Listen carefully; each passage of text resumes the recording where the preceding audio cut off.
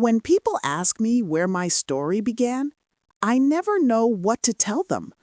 Was it the day I was born in that creaky wooden house in Harmony Creek, Tennessee in 1946? Or was it the night my father decided that his shame was worth more than my freedom?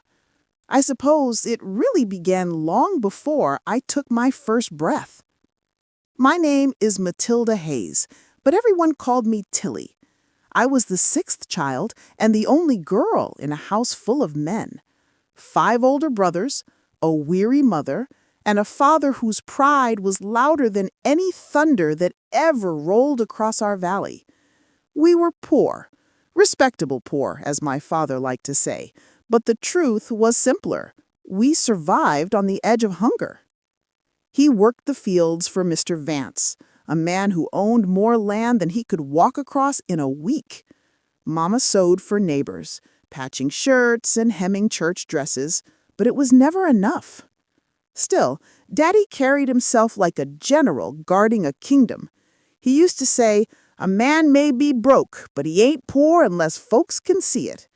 And Lord, he would have rather starved than let the town see it. That pride became the wall that fenced me in. When I was 5, Daddy told me, "A girl's place is in the house, not running wild in the road."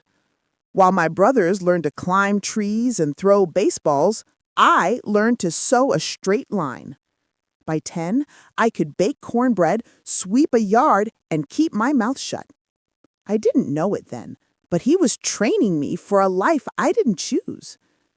Mama tried to soften him, whispering things like, "Walter, let the girl breathe."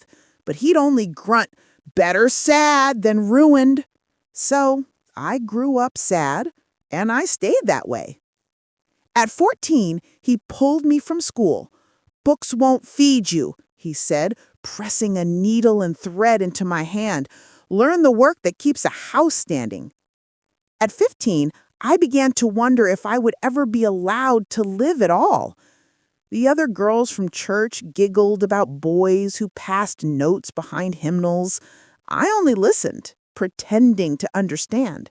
I'd never received a note, never even been allowed to say hello to a boy without my father's eyes on my back. By 18, the whispers in town had started.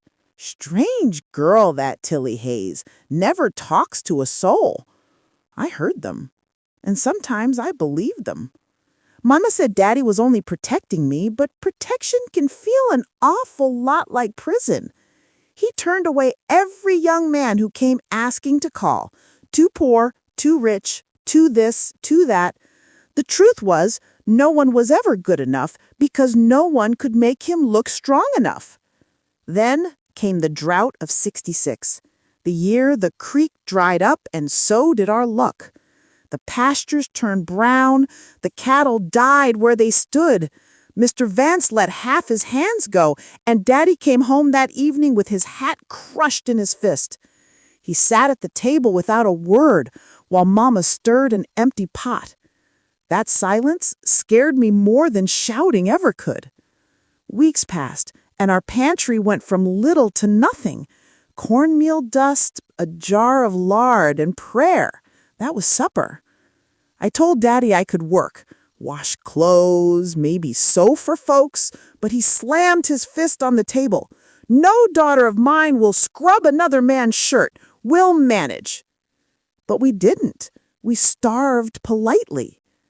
The day everything changed was a Thursday, hot enough to make the air shimmer. I was hanging laundry when I heard low voices in the parlor. Daddy's voice, another man's I didn't recognize.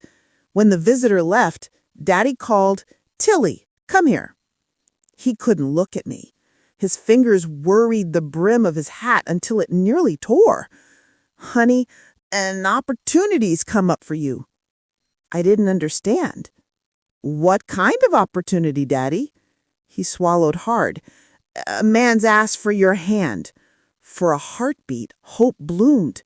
After all those years of no, he'd finally said yes. "Who has he? Do I know him?" He said, "It's Arthur Shaw." The name hit me like cold water. Everyone in town knew Arthur Shaw, the quiet man who lived alone on the big farm past the ridge. He was 45, maybe older, with money, cattle, and a shadow that followed him everywhere. Some said he was strange. Others said he was cursed. "Daddy," I whispered, "he's old enough to be my father." "Age don't matter when a man can provide," he muttered. "He's a good man. He'll take care of you." "But I don't even know him." "You'll know him after." He said it like it was gospel. After. Always after. That's when I asked the question that had been clawing at my chest. "Are you selling me?" He finally looked up, and the shame in his eyes answered before his mouth did. "It ain't selling, honey. It's arranging your future." He's offered $2,000, enough to keep us all alive. $2,000. In 1966, that was a fortune, and apparently that was my worth. I remember my voice breaking. "Daddy, please, I can work. I can learn something." He slammed his fist on the table. "No time. It's settled." The deal was done. I hadn't even been asked. Mama stood in the doorway, her eyes red from crying. When I looked at her, she turned away. That hurt worse than his words. The wedding was set for 9 days later. 9 days to stop being a daughter and become a wife to a man I'd never spoken to. 9 days to bury every dream I'd ever had. 9 days to accept that I was the price of survival. I didn't sleep those nights. I watched the ceiling and asked God if he'd forgotten me. But no answer ever came, just the sound of crickets and the hollow echo of my father's decision. The morning of the wedding arrived, gray and heavy. The preacher said it was a blessing the rain held off, but to me, the clouds felt like the only ones mourning what was about to happen. Mama helped me into a white satin dress Arthur had paid for. "You look like a princess," she whispered. A princess walking to her own funeral. When the church doors opened and the organ began to play, I wanted to turn and run, but my daddy's arm was firm around mine. "God knows what he's doing," he said under his breath. Maybe he did, but that day I couldn't see the plan, only the trap. As I walked down that aisle, I kept my eyes on the man waiting for me, Arthur Shaw. Tall, neatly dressed, hair silver at the edges. His face was unreadable, half kind, half haunted. When he asked me, "Do you take this man?" I heard my voice say, "I do," though I hardly recognized it. The kiss was brief, awkward, barely a touch. And just like that, Matilda Hayes ceased to exist. I became Mrs. Shaw. Property transferred, payment received. That night, after the party, after the goodbyes, I rode beside my new husband through the dark country road. The headlights stretched ahead like a tunnel leading to nowhere. He broke the silence first. He said quietly, "I know this is strange for you. I'll do everything I can to make you comfortable in our home." Our home. The words felt heavy, like borrowed clothes that didn't fit. When we reached the farm, I saw the house, large, brick, too quiet. A woman greeted us at the door, Mrs. Davis, the housekeeper. She smiled kindly, but her eyes held pity. "Welcome home, Mrs. Shaw." Mrs. Shaw. I nodded because there was nothing else to do. Arthur led me to a bedroom, our bedroom, and stood in the doorway. He said, "Tilly, before we turn in, I need to tell you something important." I froze. Was this the moment, The dreaded wedding night every girl whispered about? My heart hammered so loudly I thought he could hear it. He took a deep breath, his hands trembling. What I'm about to say, I've never told another soul. I waited. Every second stretched like an hour. He finally faced me, and his eyes looked more like a confession than a man's eyes. He said again, "Matilda, I need to tell you something before we go to bed." I didn't move. I was too afraid to breathe, afraid to hear what a man might say to a woman on her wedding night. My fingers twisted the lace of my sleeve, and I prayed he wouldn't notice them shaking. He took a deep breath. "You deserve honesty, and what I'm about to say might make you—" I had prepared myself for cruelty, for force, for pain, but not for this. Not for a man trembling before me in shame. He kept talking, his voice low and raw. "When I offered to marry you, it wasn't for what most men want. I was lonely. I wanted company, a partner, someone who could live with me, even if I couldn't be the husband you deserve." He finally looked up. "I don't expect anything from you, Matilda. Not what a man usually expects. You won't have to do anything you don't want to. All I ask is, don't despise me for being less of a man." I didn't know what to say. No one had ever spoken to me that way, asking what I wanted, instead of telling me what I was supposed to do. The words caught in my throat. "I don't know what to think." He nodded like he'd expected that. "I understand. I'll sleep in the other room tonight. You can have this one. Tomorrow, if you want to leave, I'll drive you back to your parents. You'll still have the money. I'll say it was my decision." He started to walk away, and something inside me broke. "Arthur," I said softly. It was the first time I used his name. He turned, eyes red, mouth half open like he couldn't believe I spoke to him kindly. "Thank you," I said, "for telling me the truth." He nodded once, then left the room. That night I lay awake, staring at the ceiling. The house was silent except for the crickets outside and the occasional groan of old wood. My wedding dress still lay on the chair, ghostly in the lamplight. I thought about my father, how he'd sold me for pride. And this man, how he'd bought me out of loneliness. I didn't know which was sadder. When the first light of dawn slipped through the window, I realized I hadn't cried once. Maybe because I didn't know whether to pity Arthur or myself. For 3 days, I barely saw him. Mrs. Davis brought me meals on trays and smiled like she knew more than she'd ever say. Arthur left early and returned late. Always quiet, always polite. We spoke only about small things. The weather, the garden, the chickens. It was like living in a house of glass, afraid that one wrong word would shatter everything. Then, one afternoon, I wandered into the library. It was the only room that felt alive. Walls lined with old books, dust and sunlight dancing together. I ran my fingers along the spines until I found a worn copy of Jane Eyre.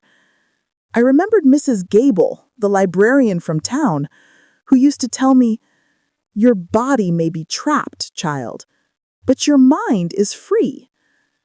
So I sat in that big armchair and began to read. Hours passed before I noticed Arthur standing in the doorway. "He didn't mean to intrude," he said gently. "I just didn't expect you'd like the library."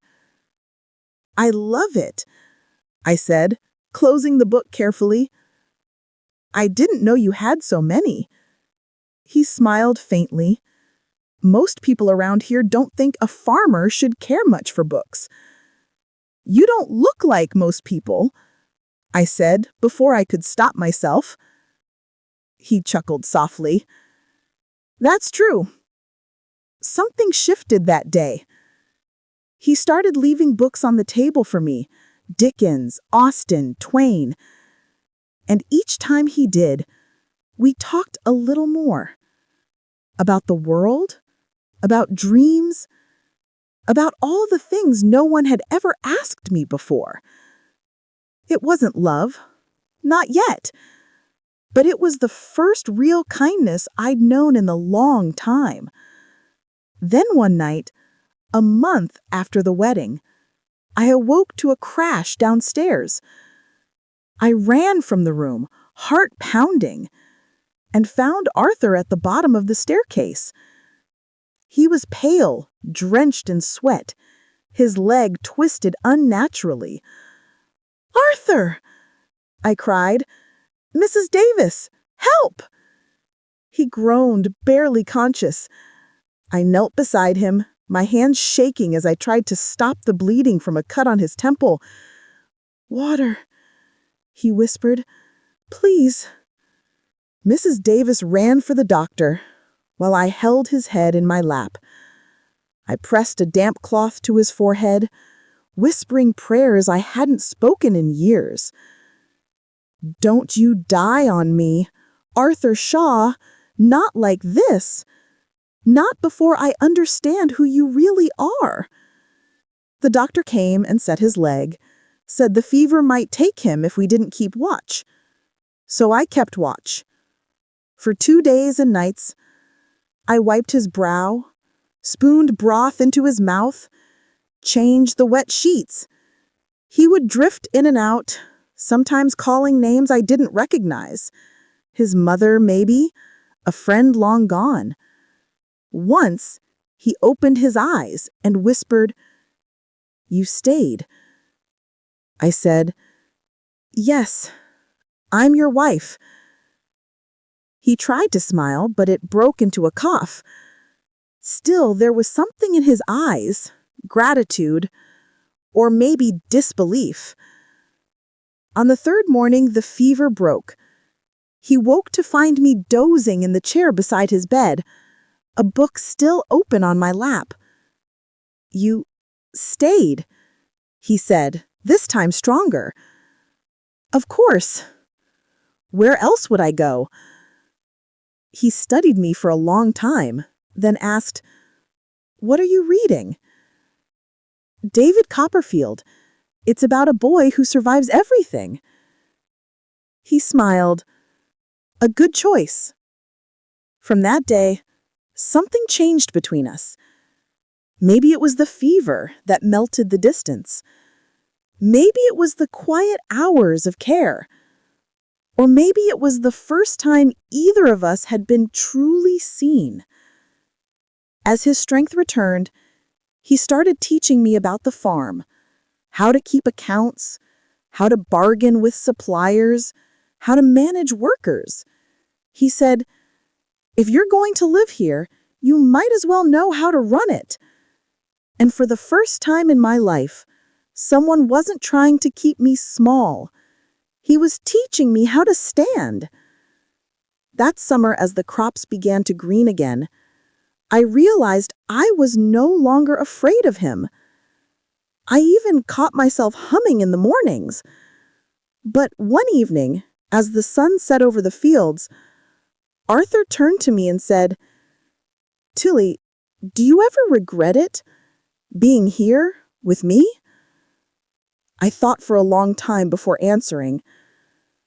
"I don't know," I said honestly, "but I think maybe God brought me here for a reason. Maybe we were both meant to save each other."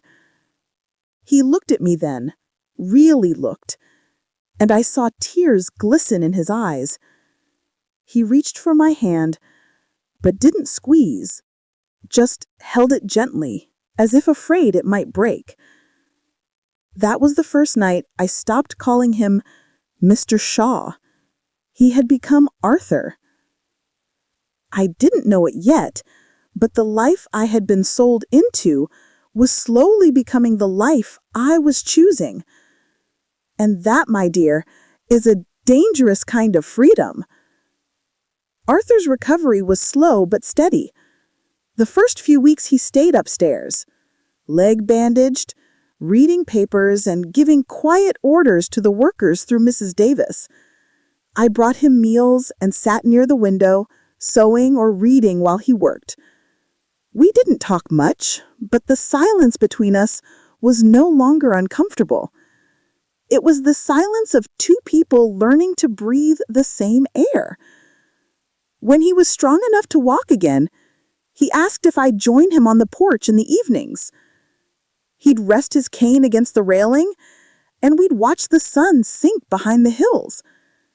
At first, I didn't know what to say, but after a while it felt natural, like we'd both been waiting for someone to sit quietly beside us. He'd point out stars or tell me the names of constellations. "You see that one?" he'd say, tracing the sky with his finger. "Orion. My father used to say every man has a hunt to finish before he dies." Then he'd glance at me and add softly, "I reckon mine's learning how to live before it's too late." Sometimes we'd sit there until the crickets took over the night. And though he never touched me, beyond holding my hand, I began to realize that his gentleness was its own kind of intimacy. But Harmony Creek was small, and small towns are built on big gossip. Word spread that Arthur Shaw's young wife barely shared a room with him. One Sunday after church, my mother came to see me for the first time since the wedding. She stood at the gate, twisting her gloves in her hands. "Tilly," she said, voice trembling, "your father's not well. He wants to see you." It felt strange hearing that after 2 years of silence. Part of me wanted to refuse. Another part, the daughter that still lived inside me, wanted to run to him. Arthur touched my arm. "Go," he said gently. "Some doors need closing, one way or another." I went. When I walked into my parents' house, the smell of tobacco and dust hit me like a memory. Daddy was thinner, older, his hair gone gray. He looked at me the way a man looks at a stranger wearing his daughter's face. "Well," he said, after a long silence, "you turned out all right. He treats you decent?" "Yes," I said, "better than I expected." He nodded slowly. "See, I told your mama. I knew what I was doing." I wanted to scream. "You didn't know a thing. You didn't know he was ashamed of his own body. You didn't know you sold me to a man who couldn't even look at himself in the mirror. You didn't know what it cost me to forgive you." But I said none of it. He coughed and shifted in his chair. "I did what I had to," he muttered. "A man's gotta protect his family." Protect. That word burned in my chest. "You protected your pride, Daddy, not your family." He didn't answer, and maybe that was for the best, because forgiveness isn't a word. It's a long silence that finally stops hurting. When I got home, Arthur was waiting on the porch. He didn't ask what happened. He just took my hand and said, "Let's walk." We walked through the fields until the sun dipped low. The air smelled of hay and earth and something almost like peace. He stopped, looked at me, and said, "You know, Tilly, I used to think a man's worth was what he could give a woman, in bed or in money. But you've shown me something else." "What's that?" "That love's not in the taking. It's in the staying." I didn't answer. I couldn't. Because in that moment, I realized that somewhere between pity and partnership, I had fallen in love with him. And it scared me more than anything ever had. That night, as he slept beside me, I touched his hand and whispered so quietly he couldn't hear, "You were never less of a man to me." For the first time, I meant it. If I could name the years that followed, I'd call them the quiet years. They were the kind of years that slip by without you noticing, until one day you wake up and realize your life has changed, not with a storm, but with a steady, gentle rain. Arthur's leg healed, though he still walked with a cane. He said it made him look distinguished. I said it made him look stubborn. He laughed, something I never thought I'd hear from him the day we married. By then, the farm was running better than ever. Neighbors who once whispered now came to ask for advice. The same men who mocked Arthur Shaw's charity wife began calling me Mrs. Shaw with a touch of respect.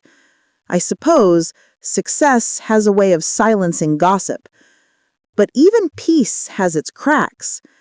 The house was full of work and laughter, yet it sometimes still felt too quiet. There were rooms that stayed empty, corners that echoed with the absence of children. When the evenings came and the light faded, I'd find myself wondering what it would have been like to hear tiny feet on the stairs or soft giggles behind doors.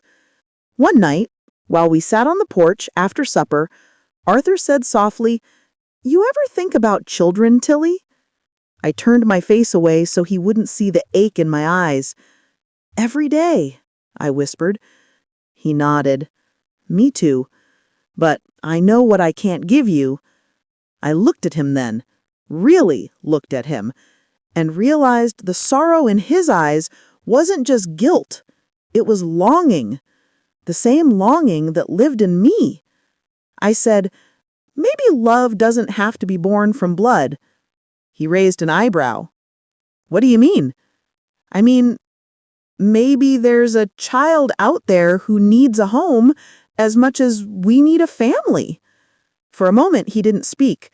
Then slowly, a small smile curved his lips. "Do you really want that?" "Yes." I said, "More than anything." And so that winter, we went to the orphanage in the next county. I remember the chill in the air, the smell of old wood and boiled potatoes, and the sound of children laughing somewhere down the hall. A matron with kind eyes led us through the rooms, her voice cheerful, but her eyes heavy with stories she didn't tell. Then we saw him, a boy sitting by the window, no more than 6, staring out at the snow like he was waiting for someone who'd never come. His name was Samuel. "His parents died in a fire," the matron said quietly. "He doesn't speak much." Arthur knelt down beside him. "Hello there," he said gently. "I'm Arthur." Samuel didn't answer. He just looked at him with those wide, cautious eyes, the same way I must have looked at Arthur on our wedding day. Arthur smiled. "I used to stare out of windows too, you know. Sometimes I thought if I looked long enough, the people I missed would walk back home." Samuel blinked, then whispered, "They never do." Arthur's hand trembled, but he placed it softly on his boy's shoulder. "No," he said, "but sometimes new ones find you instead." That's when I knew Samuel was meant to be ours. A month later, we brought him home. He was quiet at first, always watching, always waiting for someone to tell him where to stand or when to speak. I recognized that silence. It was the same silence I had carried for years. But slowly he began to thaw. He followed Arthur to the fields, asked questions about every tool and every animal. He helped me bake biscuits in the mornings, flour dusting his cheeks like war paint. He laughed, a bright, ringing sound that made the house feel alive again. We never told him the truth about Arthur's condition. He didn't need to know. All he knew was that his father was the strongest man he'd ever met. And maybe, in his way, Arthur was. 3 years later, we adopted a little girl too, Annie, a baby left on the steps of a church. She had golden curls and lungs strong enough to wake the whole valley. Samuel adored her from the first moment, and Arthur, well, he couldn't stop smiling. "Looks like the house won't be so quiet anymore," he said. It wasn't. It was noisy and messy and full of joy. I found myself humming again, even when I was tired, and Arthur started whistling when he worked, a tune I never could place. For a while, life was perfect. But happiness, I've learned, draws envy like honey draws flies. One afternoon, I was at the market when I heard two women talking. "Did you hear? Arthur Shaw and that wife of his adopted children." "Well, of course they did. Poor man can't make any of his own." They laughed. I wanted to turn around and tell them that blood doesn't make a father, but love does. Instead, I smiled, bought my flower, and walked out with my head high. Some things aren't worth answering with words. That evening, I told Arthur what I'd heard. He sighed and said, "Let them talk, Tilly. We know the truth." Then he reached for my hand. "The world measures manhood in foolish ways. I'm done chasing their approval." That night, when I watched him tuck the children into bed, I realized something I'd never seen before. Arthur Shaw, the man the town called half a man, was more of a man than anyone I'd ever known. Years passed. Samuel grew into a fine young man, quiet, thoughtful, with his father's patience. Annie became a wild spirit, with laughter that could chase away storms. And me? I became something I'd never expected. Content. But life, I've learned, a way of testing what you claim to have learned. It was the summer of 1981 when the letter came. I found it on the kitchen table one morning, the handwriting so familiar it made my knees weak. My father's. "Matilda, I am old and I don't have much time. If you can forgive me, come home. I need to see you before the Lord calls me." For hours I stared at that paper. I thought I'd buried that chapter long ago. But forgiveness is a stubborn seed. It keeps growing even in stony ground. Arthur found me sitting there. Our house, once built from shame and survival, had become a home built on forgiveness and love. It chose us as much as we chose it. The years after my father's passing came and went like pages turned by the wind. The world outside our little town began to change. New cars, new machines, even new wars being fought far away. But inside our home, time seemed to move slower, sweeter. Samuel grew tall, strong, and steady, the way his father once was. He took over the farm in his 20s, and I often caught Arthur watching him from the porch, pride softening the lines in his face. "He's a better man than I ever was," Arthur would say. And I'd answer, "That's because he learned from the best." Annie was different. Wild, curious, the first to speak her mind. She dreamed of leaving Harmony Creek and studying in the city. Arthur encouraged her, even when others said a girl had no business chasing books. "She's got a light," he told me one evening. "You can't cage light, Tilly. You have to let it shine." We sent her off to college with tears and laughter. That night, Arthur sat on the porch long after sunset. I joined him, handing him a cup of tea. "She'll come back," I said. He smiled faintly. "I hope she doesn't. I hope she builds a world she doesn't have to escape from." He was wiser than me in ways I didn't understand until later. As the years passed, our love settled into a quiet rhythm. We didn't need big words or constant touch. Sometimes love is just being there, sharing the silence, finishing each other's sentences, knowing when to speak and when to listen. He grew older, slower, his cane becoming a part of him. The silver in his hair turned to white, and his laughter, though rarer, still filled the house like sunlight through lace curtains. But even sunlight fades. It was a cold January morning when I found him sitting on the porch, wrapped in his wool coat, staring at the bare trees. "You'll catch a chill," I said, smiling as I stepped beside him. He didn't answer. When I touched his hand, it was cold, still, peaceful. He was gone. Arthur Shaw left this world the way he lived in it, quietly, without fuss, with dignity and a half smile as if he'd just solved a riddle no one else could. We buried him under the oak tree behind the house, the same spot where he'd once told me, "If there's a heaven, Tilly, I reckon it looks like this: a porch, a sunset, and someone you love sitting beside you." After the funeral, the house felt emptier than I'd ever imagined. Every creak, every whisper of wind sounded like his voice. I'd sit at his desk and trace my fingers over the worn wood and whisper, "You were never less of a man to me, Arthur. You were everything." Samuel moved into the big house with his wife soon after, and Annie came home for a while, helping me pack Arthur's books and tools. We found the old letters he'd written, to me, to the children, even to his younger self.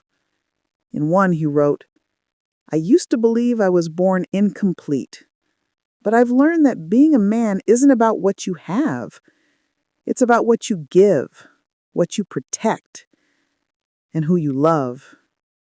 If you read this, Tilly, know that you were my salvation." I wept until my chest ached, not out of grief alone, but out of gratitude for a love that was real even when it was imperfect. The farm carried on, the seasons turned, the crops grew, and life found its rhythm again. But I carried him with me, in every sunrise, in every harvest, in every laugh our grandchildren brought into the world. Yes, grandchildren. Samuel and his wife had 3, Thomas, Grace, and little Lily, who asked too many questions and reminded me of myself at her age. One day she asked, "Grandma, is it true you married Grandpa because you had to?" I smiled. "Yes, honey, but I stayed because I wanted to." She frowned, puzzled. "Was he handsome?" I laughed softly. "Not in the way you'd see in magazines. But his heart, that was something worth falling in love with." As I grew older, I spent more time sitting by Arthur's oak, reading the same books he once placed on my nightstand. The stories that taught us to dream when life felt small. Sometimes Samuel would join me, his hands calloused from work, and we'd talk about the world that used to be. He'd say, "You and Dad built something strong here, Ma. Not just a farm, a way of living." And I'd answer, "We just learned how to love without pride." When Annie married, she asked me to speak at her wedding. I stood before her and said, "Love isn't about perfect people or perfect beginnings. It's about choosing each other again and again, even when the world gives you reasons not to." That's what Arthur and I did. We kept choosing. Now, as I sit by this window, the same one where I first watched him drive up the hill all those years ago, I can hear the echoes of that life. The laughter of children, the sound of his cane on the porch, the voice that once said, "You'll learn to love this place, Tilly. It'll grow on you." He was right. It grew on me, like roots that went so deep, even death couldn't pull them free. I still talk to him sometimes. When the wind moves through the trees, I say, I miss you, Arthur.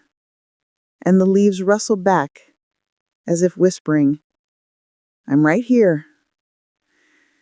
I used to think our story began the night my father sold me.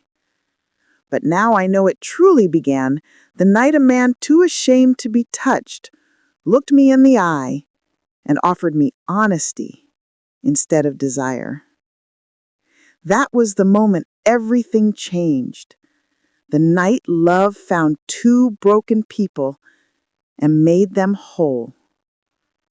So if anyone ever tells you that love must be perfect, tell them about us, about the girl who was sold for survival and the man who taught her what freedom really meant.